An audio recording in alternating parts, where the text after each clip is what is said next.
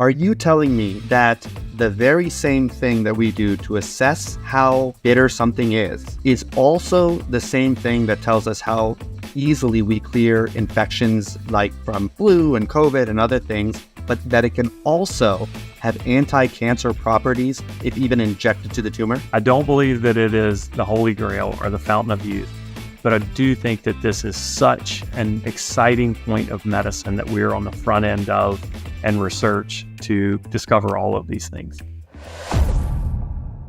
Welcome to Target Cancer Podcast. My name is Dr. Sanjay Juneja. I'm a hematologist and medical oncologist, also known as the OncDoc on social media. And today we have a very special episode, or at least one I'm fascinated in. And I hope it's something you can appreciate because you may or may not have heard, but there was this time period around COVID and people were discussing, does having bitterness sensitivity or how your taste buds respond to certain foods and taste, does it have a measure or outcome on how long you have symptoms for or if you get really sick or not? Other things being equal, just with the taste buds alone. And what made me want to do this episode is I've also recently gotten a few posts on social media about the similar concept of T2R, right, which is like a family of receptors and a lot of times thought of traditionally with taste and bitterness. These posts are saying, hey, if you stimulate T2R, the bitterness, that it may have anti-cancer properties. And so I wanted to nip it in the bud. And to do that, and to be able to talk about both things that I find very fascinating, the decision was very easy to have none other than Dr. Henry Barham, who is a rhinologist, which is a subset of ENT, and he knows all kinds of stuff when it relates to like the upper respiratory relationship with the sinuses, in the oropharynx and the nasal cavities. He was actually published in JAMA, one of the thousands of publications that he has, where he reported outcomes with bitterness tasting and what happened when healthcare workers had COVID and whether there were strong bitter sensitive people versus those that couldn't taste it and what those outcomes were. But for that reason, as well as the relation to cancer and so many more, because he's just a very cool guy, I am going to bring in Dr. Henry Barham. Henry, it is such an honor and so exciting to have you. No, thank you so much. This is really exciting. Obviously, have become friends with Dr. Juneja, and so couldn't be more excited to talk about this and just with him in general. So thank you. Yeah, of course. It's almost overdue, and I appreciate every time I text you. I'm like, hey, what did they say about this when it relates to cancer? And you always give me the cleanest and most academic, but understandable explanation. So with that said, let's go ahead and start this episode with just that, where there's this news circulating that stimulating T2R, classically thought of the family for bitterness, can actually have an outcome measurement of cancer control, if not resolution. Can you break down how that may be the case and if it's related to the immune system or some other way? Where did we kind of get this conclusion? Yeah, no. So, I mean, that's kind of a big question or a big answer. T2Rs in general are a fascinating part of medicine. I am incredibly biased to say that. I admit that, but it is my kind of point of study. As he said, I'm a rhinologist, and so I completed ENT and then did a fellowship in rhinology. And so I really, my practice consists of diseases of the nose, sinus, skull base, so pituitary tumors, orbital tumors, of the head and neck. But I have studied T2Rs and solitary chemosensory cells, which is a cell that T2Rs live on, for a while now, dating back to 2011. The interesting part, or I think the question you're asking is something we talked about recently. There was a study that came out in 2022 at a University of Pennsylvania, and they were looking specifically at lidocaine in head and neck cancers, and they actually showed that lidocaine, they found the way that it actually happened, but lidocaine causes stimulation of T2R14, which then led to cellular death in head and neck cancers. They were also able to isolate how it did that specifically, and so that really was mitochondrial calcium overload, but also proteasome inhibition. And so it really is kind of a fascinating point of topic because I study these receptors more as they relate to immunity. So specifically, you referenced the paper in JAMA. We've studied these receptors really as they relate to inflammatory diseases and bacterial infections in the sinuses. So people get sinus infections, right? And so T2R levels appears to be correlative of people's outcomes to sinusitis. Well, then during COVID, we started looking at them as, a predictor. So people with high expression of these receptors tended to have less severe illness, and those with low expression of these receptors tended to have, COVID more frequently and worse illness. And we published that in JAMA. But, now we've continued to study it to not just COVID, but to upper respiratory infections in general, whether it be influenza or RSV, and then even targeted therapies of those. So, I referenced the Penn group. We did a study during COVID of using a nasal spray to stimulate the receptors as a prophylactic against COVID, which also would extrapolate into other respiratory infections. So that's why, I'm really excited about this topic, because it is potentially such a great future in medicine. So, it's now been shown to head and neck cancers, upper respiratory infections, bacterial infections, inflammatory disorders. And so it's just a fascinating part of medicine, honestly. Yeah, no doubt. And there's already so much there to break down. But, I read that publication in JAMA, and if correct me if I'm wrong, but as I understood it, it's basically like 1 out of 4 Americans will be at least born with the ability to be very sensitive to bitterness, which means kind of that higher expression of whatever that T2R receptor is that perceives the bitterness. And then 1 out of 4, it's like Mendelian genetics, will be pretty blunted. Like they really just don't have that much bitterness taste receptor stuff. And then 50% of Americans will be somewhere in between. And if I recall correctly, all other things being equal, you looked at employees that had not had COVID. This was at the beginning. And then, you kind of saw what happened. And the super tasters had something like 3-4 days of reported symptoms after COVID. But if you had an apple to apple, same, for me, somebody in their 30s, oncologist, like, no major comorbid, problems, it was 26 to 27 days if they were non-taste. Like literally based on an assessment made before they had COVID, because you're born with that distribution on your tongue. It can change, but at least the genetics on the ability to be super taster. And that in itself is wild. And that, as I understood it, is because that gong that says bitter, bitter, bitter, and you can, kind of picture the waves going on the bitterness, it's also the same thing that triggers the gong for innate immunity. And the stuff that really, the pawns in the chessboard that clear stuff out of the nasal stuff and out of the mouth and do all the upfront work that aren't necessarily the snipers, antibodies and all this. They don't have to have exposure before. They just do what they do. They know how to clear that stuff up. And the super tasters generally don't have recurrent, sinusitis things, or sinus problems. They're usually picky and don't like, strong or black coffee and things like that. And we're going to talk about all that later. But all of that, as far as the immune part goes, being a gong with bitterness sensitivity, as I understand it, when you're talking about the lidocaine and the anti-cancer property, because we've talked a lot on this podcast about immune health and potentially better cancer outcomes. And maybe you can tell me that there's a relation there that's secondhand.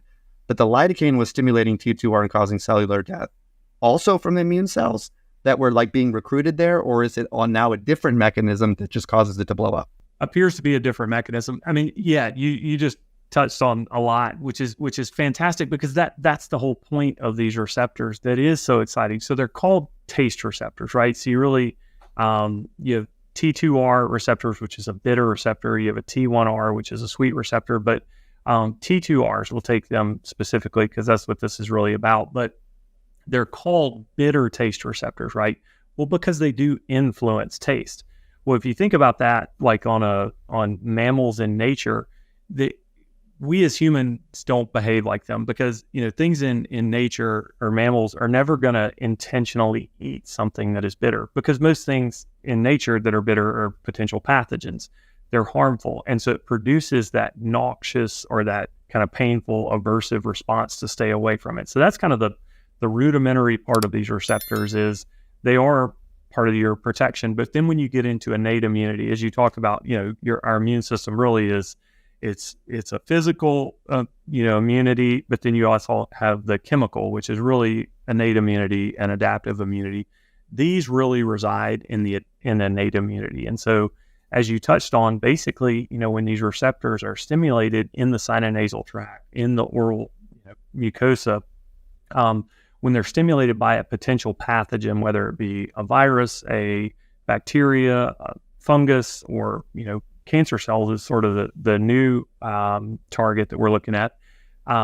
They do several things. So some of those are as you referenced in the sinus tract, is they increase mucociliary clearance. And so they will increase ciliary beat frequency and mucus production to sort of sweep things away to get the pathogen out of there. But then also one of their byproducts is nitric oxide, which is really where we had the idea behind COVID, because it looked like that nitric oxide prevented maturation of the spike protein. So that was sort of the idea of people with high expression should, in theory, have less of a response, and using targeted prophylaxis to stimulate the receptors as a response to prevent upper respiratory infections.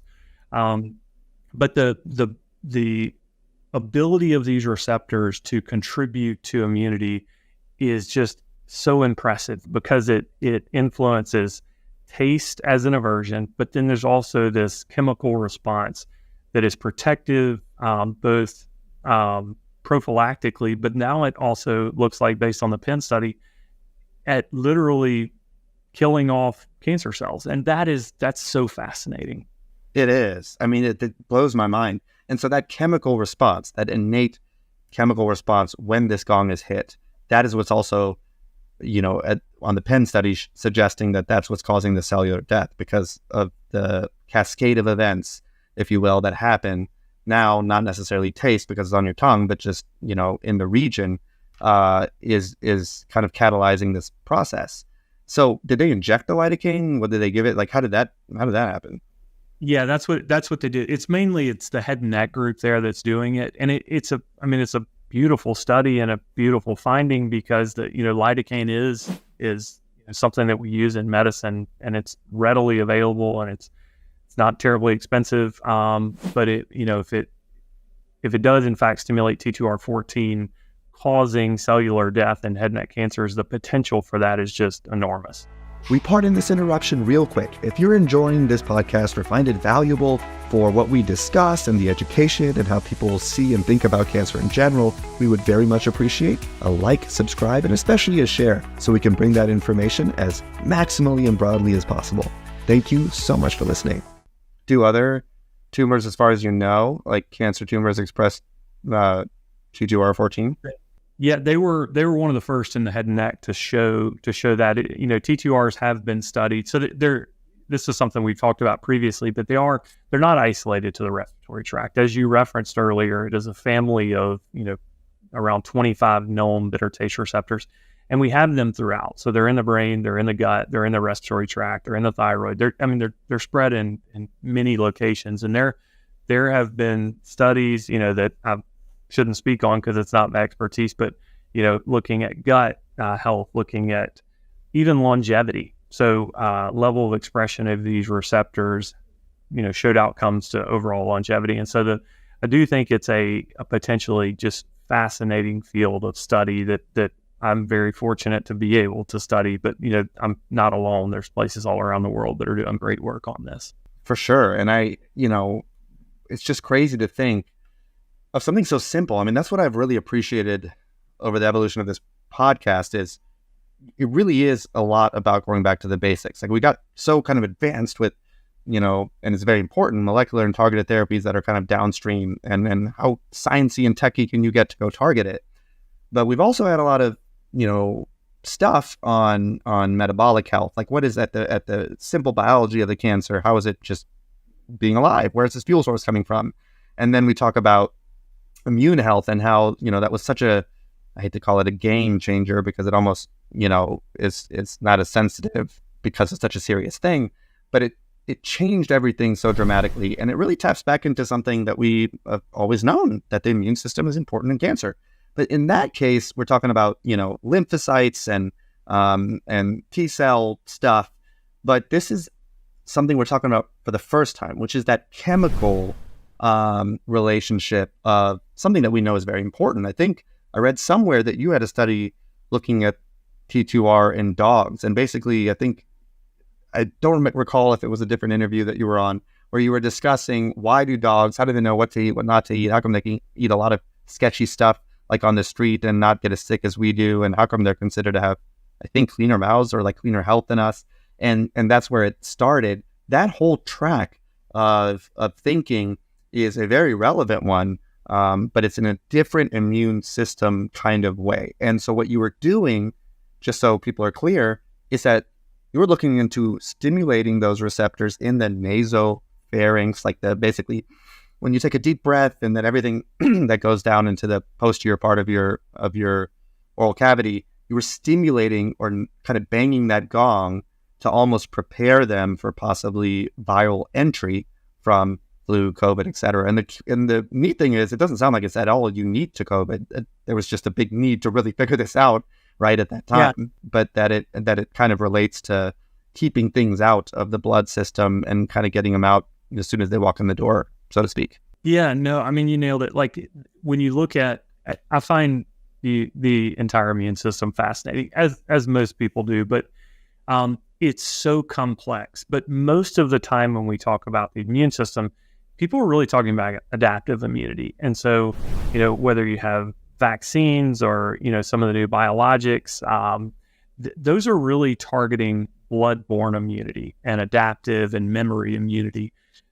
The beautiful part of this project is the innate immune system.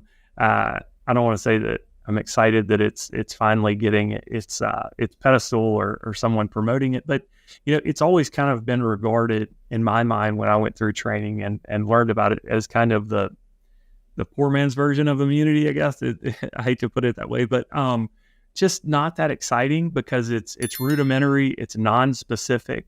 But that's what's really cool about this project is because it is non-specific. So exactly what you're talking about. It's not isolated to COVID. It's not isolated to flu.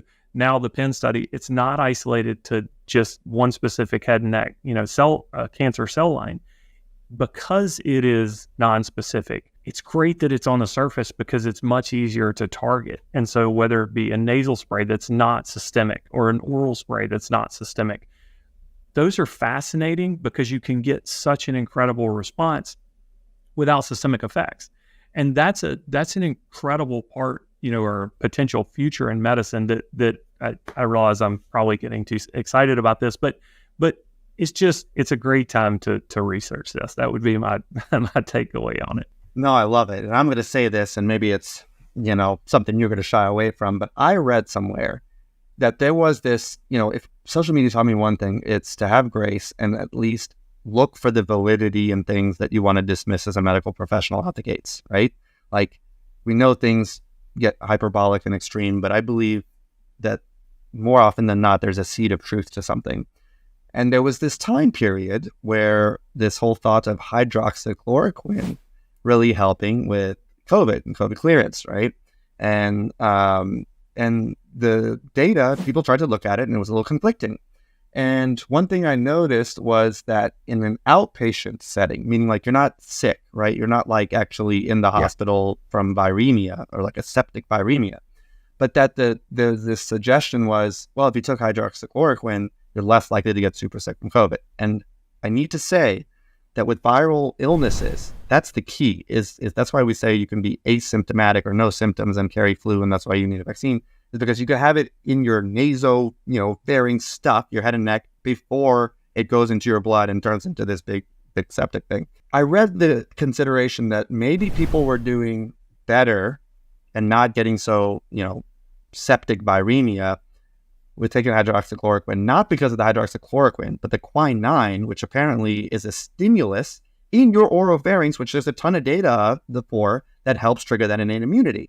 And the reason that it got investigated and was like, oh no, maybe it doesn't help, is then when they were trying to give it to people that were already admitted, and actually now it's past the nasopharyngeal area and it is sepsis, viral sepsis, and they're already crashing. Then you try it and it's almost like, oh, not only does it not help, it may make it worse. But at that point, if you're going by the T2R concept, at that point, it's already past the moat or the castle gate, like it's already in.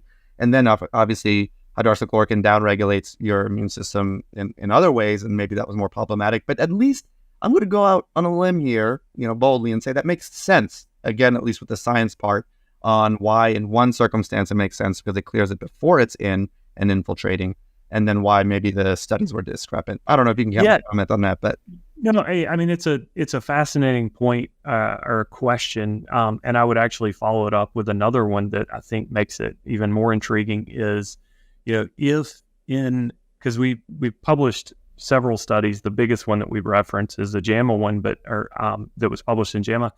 If 86% of those requiring hospitalization in the first place showed low to no level expression of T2Rs, then if it is a quinine base, you're not going to have the receptors to stimulate, versus those in the outpatient setting with high expression of T2Rs are going to have a more response, if that's the mechanism of how it's working in the first place. Yes. And that's a speculative point, but I mean, it is fascinating if that's were to be true. No, I mean, it makes perfect sense. Like, you have to have the ability to receive a message for that message to mean anything, right? Like if you're shouting, like, get out of here, it's dangerous. Like we have these little alerts in our hospital, but if someone's deaf, it doesn't do anything. That's why they usually have a flash. And so what you're saying is, and now I remember that statistic, when you looked at, I just want people to understand this. When you looked at and categorized people based on a taste test of a couple of strips, they don't have T2R. They can't taste bitterness. They love black coffee. They flex that they drink black coffee and super, tannin-based wines and hard liquors. It doesn't bother them. And then the super tasters are like, I can't get on board with black coffee because it's very bitter, right? The taste. Yeah. And that's because you have a high expression of it. And so obviously when you were saying this 86%, that's what turned out to be the case of people that needed admission, even though a quarter were non-tasters, a quarter were super tasters. 86% of the people that was admitted, way disproportionately. What we did know, it actually, the stat was even more, is of those requiring admission, almost 90% were in the non-taster or the low expression even though group. that's only 25% of the distribution. And, and the remainder, it wasn't 100%, obviously, nothing is in medicine, but the remainder were actually in the heterozygous for a functional receptor, so sort of that middle group or the taster group. But the average age of those was 65 requiring admission. And one thing we do know is these receptors decrease as you get older. And so just like your palate changes when you're a child, you give them broccoli and they're detest it and want nothing to do with it. As you get older, your palate evolves. Part of that is your phenotypic expression of these receptors does decrease with age. And so that was kind of the telling point there, is that of those requiring hospital admission, almost 90% were in the non-taster group. And of the group of the rest that were not, none were in the super taster group. They were in the taster group, and they were an average age of 65 or older. Based on this, one of my favorite questions that I forget to ask, and I want to start asking it again, is when you meet a couple and one was floored, like 3 weeks. So like, my wife and my husband, long haul COVID, 3.5 weeks, 4 to 6 weeks. And then the other one's like, and my wife or my husband didn't even get sick for 2 days, like maybe some fatigue. I love seeing the expression on their face when I said, I bet you drink black coffee every morning and you hate black coffee. And they're just like, what? Yes. And I bet you can drink hard liquor or you like cabs because those are generally more bitter, and you like blushes and sweeter. And they're just looking at me like, you sorcerer, where did that come from? And I'm like, because the data is very strong that if you have a bitterness sensitivity or high expression, that you have less admissions. Now, and I hope I'm not kind of pinning you on this one, but I did find that, so I found your test. I don't know if you know that. And that really blew my mind. This whole concept of how something that also triggers the innate immunity and kind of this preventative stuff for viruses that can enter and cause problems, you could actually directly relate that to your taste preferences. So I took this, the 4 strips. When I read your publication, I ordered some on Amazon, and I had to spit the 3rd strip out. Like literally, I was like, it's so bitter. And so in with the 4th one, whatever this kit was. And then my wife, the 3rd one was like paper. She didn't even taste it. And then the 4th one was kind of mild. And then I found out much later that you were trying to relate this to the the industry on taste preference, even just to give people a community social thing to do. And when I related what strips I didn't like and what she did like, I felt vindicated because all of a sudden I'm like, that's why I don't like cabs. It's not because I'm uncool and I'm not like somebody that doesn't know enough. It's like I'm a strong taster, and it told me specifically. I think you basically have the science behind something called Vino Taster, where it tells you what your expression is and how much, and gives you this card on like, this is what you like, this is what you probably dislike. And they were literally exactly what existed for my wife and I based on the discrepancies in our taste. And the fact, though, that can also occur for immunity and your ability to clear infection is one that I just don't think people are appreciating enough. I mean, that's the same way that some people hate things and other people like it. That can also be the reason for the person who says, I never get sick versus I get a cold every season. Yeah, no, it's been fascinating. As you referenced, Vino Taster is the new project that we've been working on, and it's kind of a play on words, but Vino is like wine, and then Taster is TASTR, because the receptors that we're studying is TAS1R and TAS2R, so that's why it's TASTR. Is VINOTAS. I love a fellow nerd. No, but it's fascinating. So the idea is like, I wonder if, because this is something that we just haven't done, that to me is so fascinating, because I love the immunity part of it. But then the question was like, what if you could literally taste or test people's taste and then match them for preferences? And this has been a fantastic project because it is, it launched recently, and it's been really fun because, as you referenced, it's a fun project, or it's a fun test to take just with your friends. And it's been crazy accurate, but it shouldn't be surprising because it's literally testing people's taste receptors for their, taste sensitivity. But yeah, you take a test. Then we worked with different people in the wine industry, from producers to distributors. And yeah, you take a test, and then right then and there, it gives you your results, and it makes recommendations of your wine recommendations tailored specific to you. And then we've also set it up to where you can order the wine directly off of the app that comes to you also. And so the whole point was, and this was kind of make it easy. If that's the beauty of these, is they're so simplistic, and wine, we have found, is intimidating. It seems like most people buy wine the same way. They walk into a store, they see 10,000 bottles, they get overwhelmed, and they buy a label that looks cool, that's in their price point, and they hope it doesn't stink. They hope that they like it, or they can, give it to a friend and they think it's okay. But, our goal was to kind of take the mystery out of it, or the intimidation out of it, because if it's 2024 and we have the ability to measure your taste receptors, well, then we should be able to do something with that. And so that's been the beauty of this, is like, you can literally do one test that measures, we figured out which specific taste receptors matter for tannins in wine, and then which specific T1Rs, of the sweet receptors, matter for residual sugar. And so that's really what it's measuring, is it's measuring basically your expression of those different receptors, and then it's creating your preference based on that. And then the industry has helped us curate wine recommendations based on your specific taste profile. And so that's been really fun. We've actually done it to wine, beer, spirits, cannabis, coffee, tea, chocolate, kind of generalized food product. And so it's been a really fun project. You've done it for all of the things that usually are an area of debate. It's like, I like this wine, I like this bourbon, I like this tequila. And I mean, again, when you say it, it just makes so much sense. You're going to find things unpleasantly bitter if your bitter taster is on high, like it's on 10 out of 10. Like you're more likely to find something unpleasant than somebody that has a level 2 out of 10 on sensitivity. And so they can tolerate and maybe even prefer more because their sweet, receptors are higher. Is that a sliding scale? Is it like 80%, bitterness sensitivity and 20% sugar or sweet sensitivity, and that you can't have, like, is there a limitation? Like, can you have a lot of sweet receptor and bitter receptor?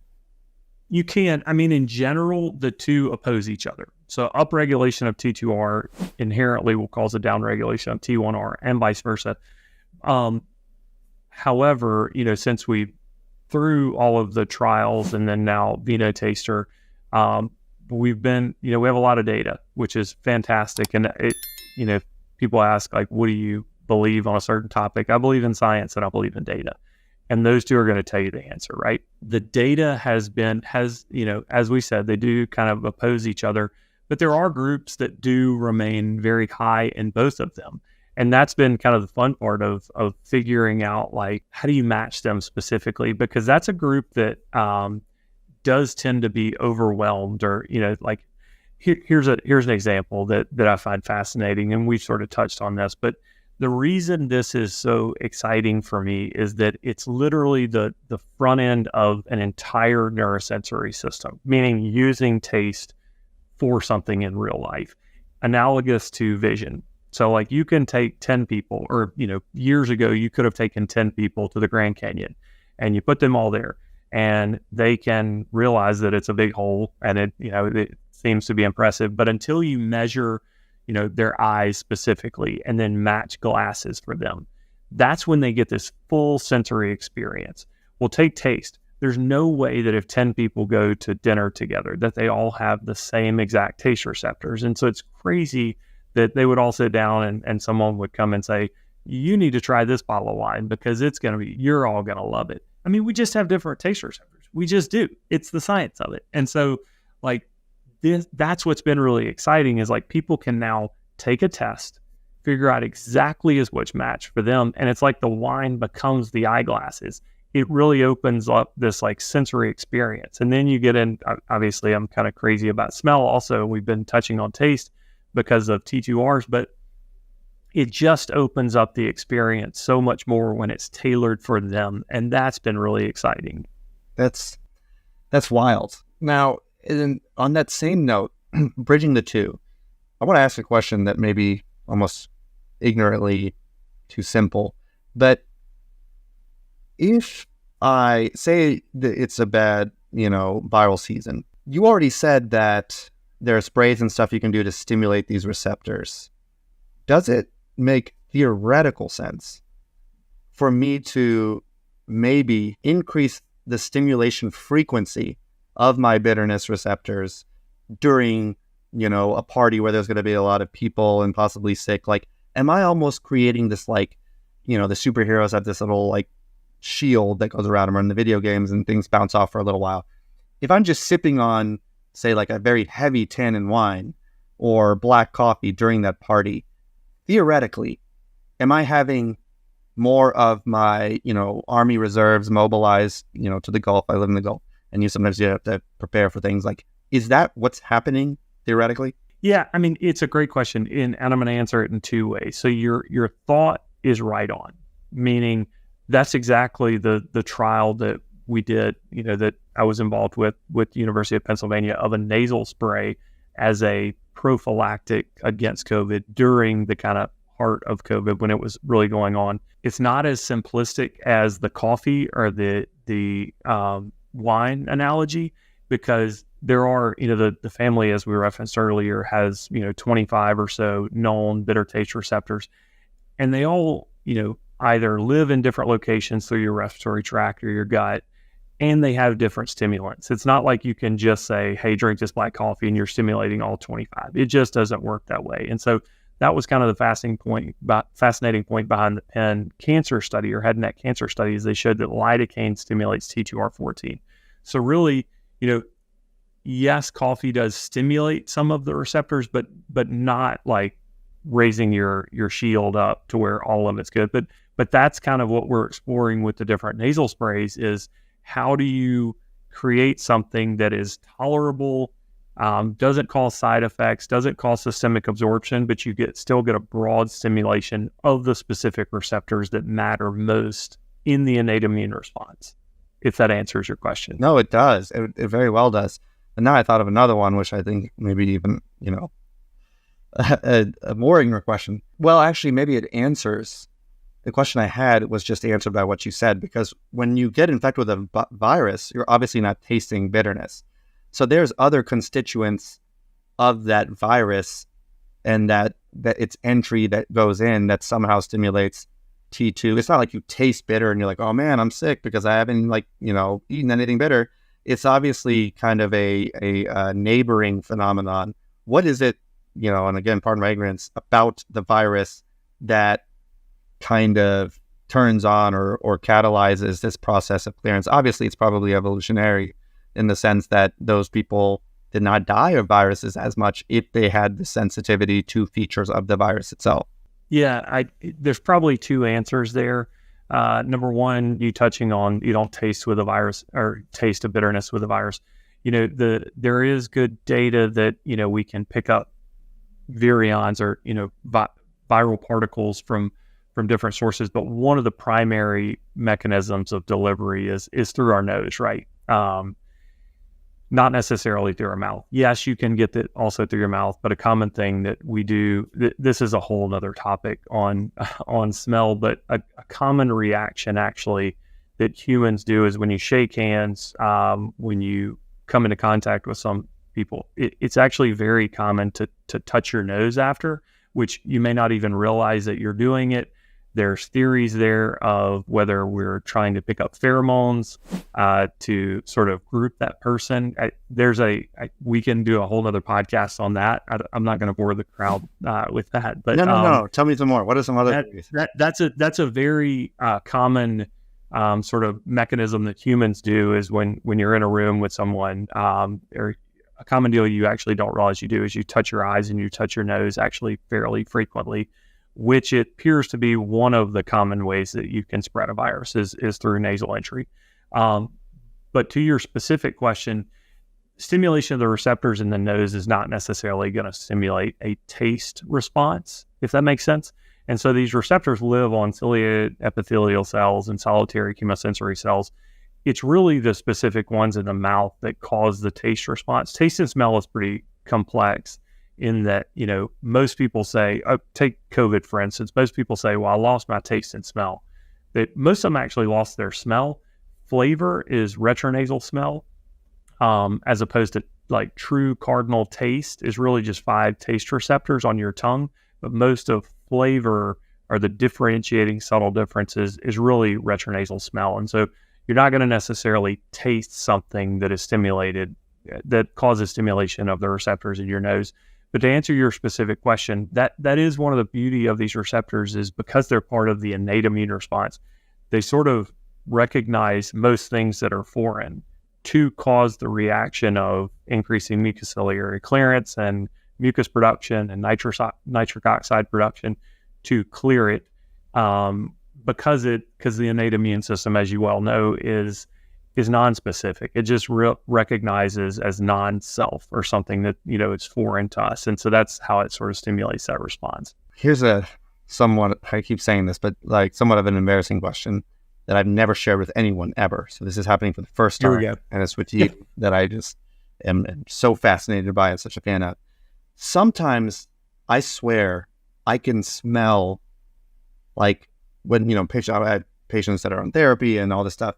I feel like I can smell almost this metallic taste or something when somebody has coughed or sneezed versus other times when it's, not viremia. And again, I'm so embarrassed at asking this, but is there any suggestion that people that are sensitive to smell and maybe have high T2 expression, because I am one of those fortunate people that don't get sick, I feel like I can smell a different character in that breathing, especially when I'm doing my, physical exam with my stethoscope and I'm close. This was especially before the masking regularity era. Is that a thing, or am I just smelling the byproducts of probably a bacterial infection on the men? That's kind of that, immune system. I think that's the latter is probably more likely, but it is something that has been looked into. It's a little more complicated because you're talking about T2Rs, and that's that you have high expression, at least of certain ones that we've tested prior to this podcast. But what you're referencing is more their smell. That's literally smell. So it's kind of a different mechanism or a different neural transmission pathway. But I think it's probably the latter, that you're actually smelling something. Gotcha. That's so. I remember I went on this. It's fascinating. Yeah, very much so. I went on this deep rabbit hole a few years back on body language. I was obsessed. I read everything on it, and I'm actually very familiar with that whole covering the mouth and face after an introduction. Also, when not an introduction and you're walking across a ballroom with a ton of people and everyone's going to see you, how you tend to kind of cover across your chest. You might hold your purse, across the chest, even though it doesn't need to be held, or something of that nature. Hold your phone, and that's because theory is that it naturally protects your visceral organs, because that's why dogs will lay over and expose their belly to say, "Yo, I'm being beta to you because this is the easiest way to access, vitality and the cessation of vitality." But I read that I like the pheromone theory because that is natural, right? Like, it's a very kind of evolutionary thing just with animals in general. I read that it was mostly an inherent kind of hiding of our thoughts, immediate thoughts, because obviously we share our reactions on our face and stuff, and it's a subconscious way of basically not wanting to expose oneself and their own feelings about something, and they're trying to hold it close to the chest, whether it's on a date or whether it's your boss or whatever. But I don't know. Do you have any other theories besides those two? Yeah, I mean, I think it's probably so complex that we're not gonna knock it all out here. But even like in my world or in the nose, we have Jacobson's organ, or the vomeronasal pit. Sort of, I don't know if you know much about that, but it's presumed to be not really functional in humans. But it's a fascinating, whether it be vestigial organ or an organ that we don't really use as much anymore in humans. I'm actually doing a study on it right now, because there is certainly evidence in other mammals, non-human mammals, that they certainly use them. So for mating, you reference a dog, but a dog sniffing another dog, they're literally picking up pheromones. There's a study of mice with basically a Bruce phenomenon or Bruce effect, where pregnant female mice will abort the pregnancy if they're exposed, and basically early in the pregnancy exposed to pheromones from the non-father male. So if all of the pheromones of the father or the male partner in the pregnancy is taken away, and then the female is exposed to another male's pheromones, she will, with great frequency, abort the pregnancy. And that's incredibly fascinating, and an area that we're looking, now into, which is probably also, I keep going on topics or, side topics that are probably beyond the scope of this talk, but a fascinating point of study looking at, in humans, is it still active? Does it correlate with sexual affinity or sexual activity and drive? And then does it influence pregnancies or spontaneous abortions? And so those are some of the things that we're looking at now, which is another kind of fascinating topic. I'm going to ask this, and then this is the last one on that tangent, because, in respect to the core conversation, but is there data that shows that male mice have hostility or antagonism if they smell a young baby or whatever of a mouse that has different pheromones? Yeah, so that's that. Sorry, I should have touched on that. That's kind of the idea. I assume of why. Okay. Yeah, of why they will abort, because in nature, if the male partner in the pregnancy is not available anymore, the expectation is that the new male will kill the babies when they are born.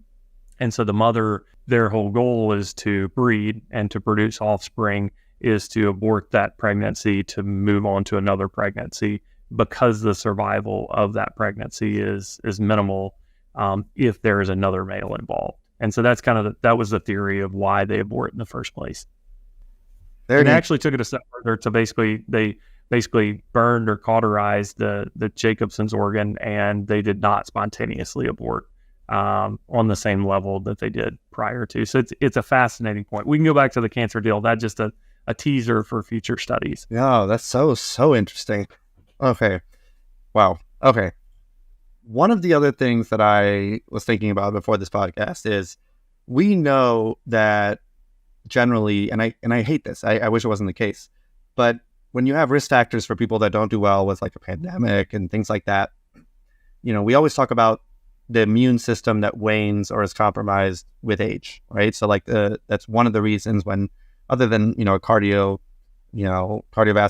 or adrenergic reserve is less and all this, they say the elderly are generally more immune compromised. And there's many reasons for this, stuff that relates to the thymus and T cell developments, and then B cells and antibodies. And all of those are pathways that I can appreciate, go down over time. And we know you need those things to combat early cancers and things like that.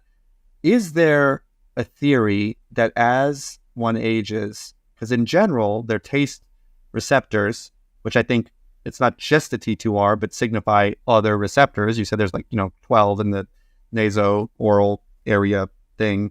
Like, I assume that if we know that the bitterness and the other things are getting blunted, is there a theory that that same phenomenon is also now a reason for the innate immunity to be waning as people age? And maybe even if I'm bold enough to say why kids generally bounce back and do clear infections, because they have a potent amount of these receptors, because generally taste wanes over time? Yeah, certainly something that needs to be studied more in full, but you're exactly right. That was kind of one of the takeaways from our big study. So what we did in our COVID study is we tested, nearly 2,000 subjects or 1,900 something subjects. So, and then followed them, and those we risk stratified, looking at comorbidities and things like that, and then and age, and sex. And the final results, what we wanted to see was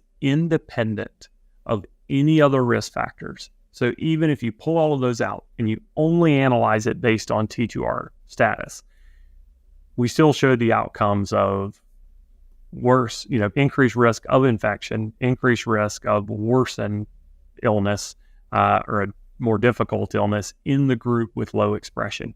Now, that's a complicated answer that seems simplistic, because overall health status will also impact your expression of the receptors. And so your diet influences the receptors, as you referenced earlier, with drinking a bunch of black coffee and things like that.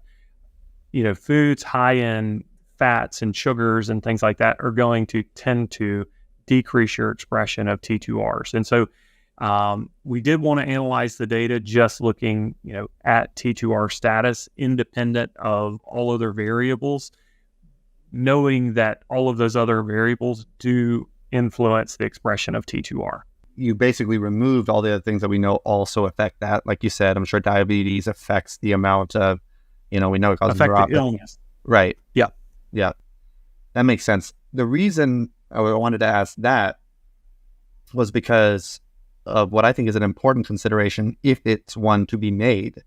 And that's that a lot of our chemotherapies affect the mouth. One of the most common things and taste that we get that breaks my heart, because I don't have a lot of solutions, to be quite honest, is I just can't, nothing tastes good, or it tastes awful, and everything tastes like metal, or I can't taste anything.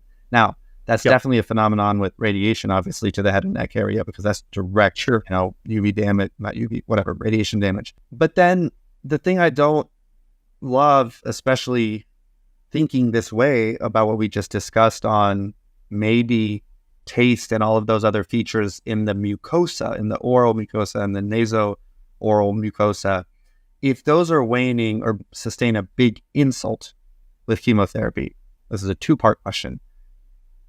Number one, which I think I know the answer to, is I always tell patients that are immune compromised, if they're getting chemotherapy really hard and their white count is going down, but specifically their neutrophils or their granulocytes, they often look like they're easily get an infection, right? That's the one where you want to do antibiotics if the neutrophils are, less than 400 or 500, because you just don't have enough defense cells to clear bacterial infections. And then the way I talk to my lymphoma patients are the ones that have to do with antibody stuff, like plasma cells, and they're using the MABs, rituximab and all this stuff. I'm like, you're not going to look sick. You're not going to look immune compromised, but your adaptive immunity, which has to do with like vaccines and things with viruses, I'm like, they can hurt you, and opportunistic infections that otherwise wouldn't bother you. So those are two different kinds of immune compromise. Yeah. My question is, during chemotherapy is, I guess the answer is yes. One, it sounds like another reason is even the innate immunity. So whether they're on antibody stuff for the lymphocytic or lymphocyte lineage, or whether they're on stuff for the neutrophil, granulocyte, regular cytotoxic general chemotherapy, both of them will share, if they're losing taste with certain regimens, also a compromise of their innate immunity. But my bigger concern is, what about the long term? What about when it never recovers or it's always blunted? That concerns me. Yep.